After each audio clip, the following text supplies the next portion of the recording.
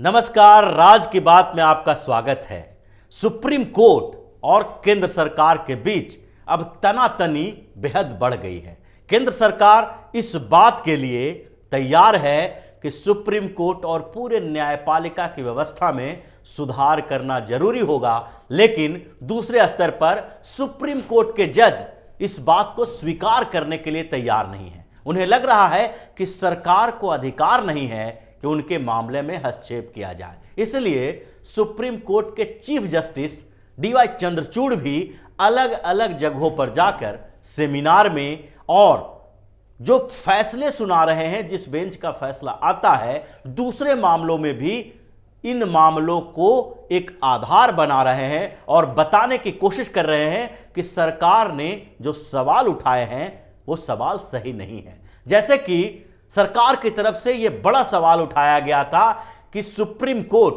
अगंभीर मामले को ऊपर जो पीआईएल दायर किया जाता है, याचिकाएं दायर की जाती है, उसको रिजेक्ट करे। उसमें यह सोचने की जरूरत है कि कितने मामले और कैसे मामले सुप्रीम कोर्ट के पास आना चाहिए। और इस बात के लिए सुप्रीम कोर्ट के जज चिढ़े हुए हैं, क्योंकि उनके ऊपर जो सवाल उठाया गया है कि जब जब सुप्रीम कोर्ट में इतने मामले यानी कि लगभग 70,000 मामले पेंडिंग पड़े हुए हैं, तो आलतू फालतू के पीआईएल पर सुप्रीम कोर्ट अपना टाइम क्यों वेस्ट करे। जैसे कि बिल्किस बानो के मामले में इतने दिनों तक लगातार सुनवाई चलती रही और कुछ ऐसी ही याचिकाएं सुप्रीम कोर्ट के सामने लाई जाती है और उस पर सुनवाई के लिए बेंच बनाने के लिए लगभग उस पर ज्यादा से ज्यादा 2 दिन, 4 दिन, 5 दिन, यानी कि 5 दिन तक अगर सुनवाई होती है तो 6 महीने तक का समय दिया जाता है और 6 महीने तक सुप्रीम कोर्ट का काम प्रभावित होता है। इस बात के लिए स्वीकार करने के लिए तैयार नहीं है। इसलिए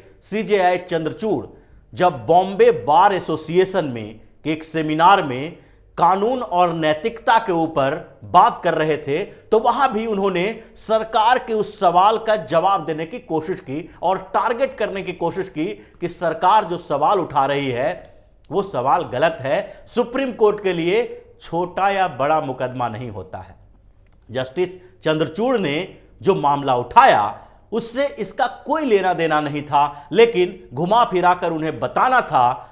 कि सुप्रीम कोर्ट में जो मामले आते हैं सब महत्वपूर्ण होते हैं, उनके लिए छोटा बड़ा नहीं होता है। इसके लिए उन्होंने ऑनर किलिंग का भी उदाहरण दिया कि ऑनर किलिंग के मामले सारे के सारे एक तरह के नहीं होते और उसमें नैतिकता अपनी अपनी होती है। लेकिन दूसरी तरफ वो ये कहना नहीं भूले कि टाइम पत्रिका में 1991 में 1991 में एक रिपोर्ट छपी थी उत्तर प्रदेश के ऑनर किलिंग को लेकर, और रिपोर्ट में जो 15 साल की लड़की के साथ हुआ था, उस रिपोर्ट से यह साबित होता है कि ऑनर किलिंग में दोनों पक्ष का मामला क्या होता है। इनको सिर्फ और सिर्फ टाइम पत्रिकाएं याद रहती है और विदेशी मामले ही याद रहते हैं। जो बड़े बड़े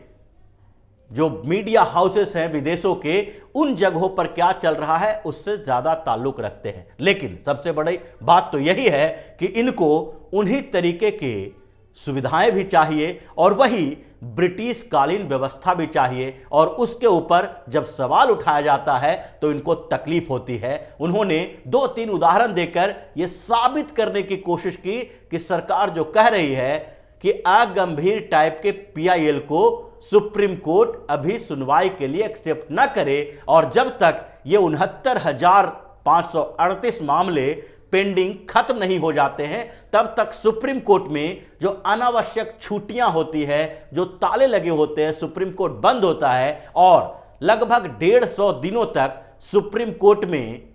बिल्कुल कोई मामले की सुनवाई नहीं होती है, उसमें कम करना पड़ेगा। और जजों को भी यह सोचना पड़ना चाहिए, उनके ऊपर आत्मनिरीक्षण करना चाहिए कि जो वो सेमिनार में अलग अलग जगहों पर जाके अपना टाइम उन जगहों पर अपने भाषणबाजी में टिप्पणियों में लगाते हैं, उसके बदले वो सुप्रीम कोर्ट के सुनवाई में केसों को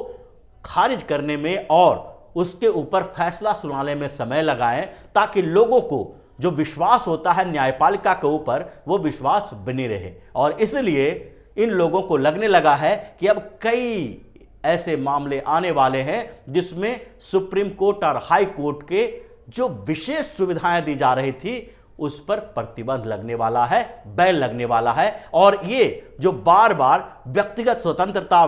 स्वतंत्रता के नाम पर अपनी व्यक्तिगत स्वतंत्रता का उपयोग करते हैं, उसके ऊपर भी सरकार कठोर नियम लाने वाली है। और इसलिए बेल के खेल की बात भी हुई थी और कानून मंत्री ने साफ साफ कह दिया कि जिस तरीके से निचली अदालत से लेकर ऊपरी अदालत तक बेल का एक खेल चलता है, उसको सरकार खत्म करने वाली है। क्योंकि बेल के नाम पर ये लोग स्वविवेक का इस्तेमाल करते हैं। कानून से ऊपर जजों का अपना विवेक, जो बुद्धि होती है, उसके इस्तेमाल पर भरोसा किया जाता है। और ये हजारों ऐसे मामले हैं और रिपोर्ट्स भी छपे हैं जिसमें यह बताया जाता है कि वकीलों और जजों के बीच सांठगांठ बेल का एक बड़ा कारण बनता है। अगर विवेक को कानून से ऊपर रखा जाएगा तो यह कानून का भी अपमान है। इसलिए जजों को भी इस बात के लिए सोचना चाहिए। और इस बेल के खेल का एक बड़ा उदाहरण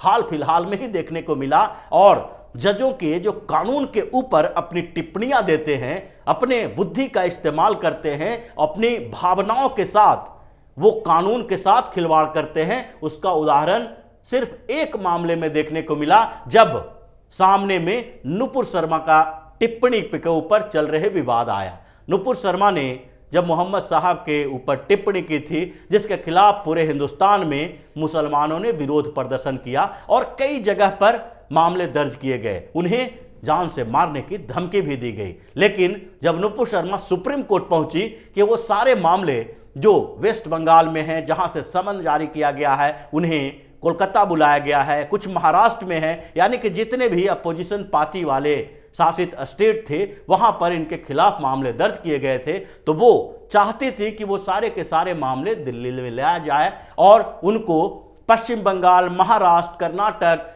केरल जाने से कम रुक जाएं और वो हर मामले की जो एक ही तरह के हैं उसकी सुनवाई यहां पर हो सके। लेकिन सुप्रीम कोर्ट के जजों ने क्या कहा, उल्टा उनको सुनाना शुरू कर दिया कि आपके कारण ये सारा विवाद पैदा हुआ है और इसलिए आपका यह मामला खारिज किया जाता है, 2 मिनट के अंदर फैसला।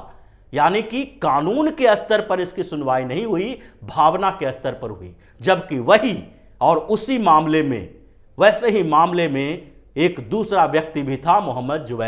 जुबैर फैक्ट चेकर, जिन्होंने